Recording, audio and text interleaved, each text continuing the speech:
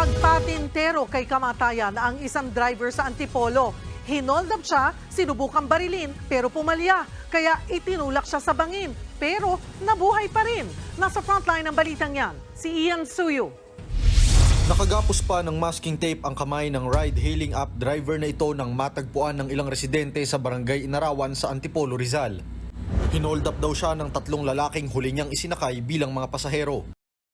Kwento ng biktima sa mga pulis, isinakay niya ang 3 lalaki sa Pasay bandang 1:00 ng madaling araw.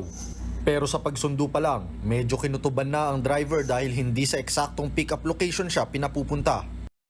Hindi namin kabisado dito at sabi lang sa amin, ang ilagay lang namin address is Jokno Boulevard. Ayun.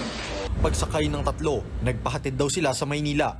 Pero nang malapit na sa dapat sanang destinasyon, napansin niya na pinapaikot-ikot sila nung binibigyan siya ng instruction o umikot-ikot hanggang siya bumaba yung isa. Habang nag-aantay siya, tapos nag-declare naman ng robbery hold up na yung at kinarnap na yung sasakyan niya. Dito na raw piniringa ng suspect at ginapos gamit ang masking tape. Hanggang sa minando na ng 3 ang sasakyan ng biktima papuntang Antipolo.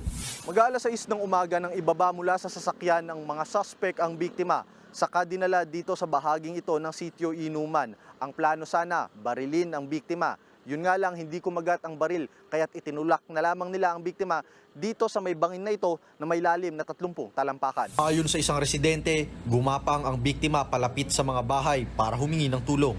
Agad namang rumisponde ang mga opisyal ng barangay. Pagdating ko po doon, may lalaki pala doon na nakahiga. Conscious naman siya, nakakausap, na hindi rin makatayo. Sakit yung lower back niya. Nakatape yung kamay niya, tapos naka-blindfold din siya. Agad namang dinala sa ospital ang biktima. Kinakailangan siyang operahan dahil sa spine injury na nakuha mula sa pagkakahulog sa bangin. May lead na raw ang mga pulis sa pagkakakilanlan ng isa sa mga suspect, pero hindi muna pinangalanan habang gumugulong pa ang investigasyon. Nagbabalita mula sa frontline, Ian Suyo, News 5. Mga kapatid, Cheryl Cosim po, huwag maging huli at maging una sa lahat sa balitaan. Para sa tuloy-tuloy na talakayan sa Frontline, mag-follow at mag-subscribe sa social media pages ng News 5.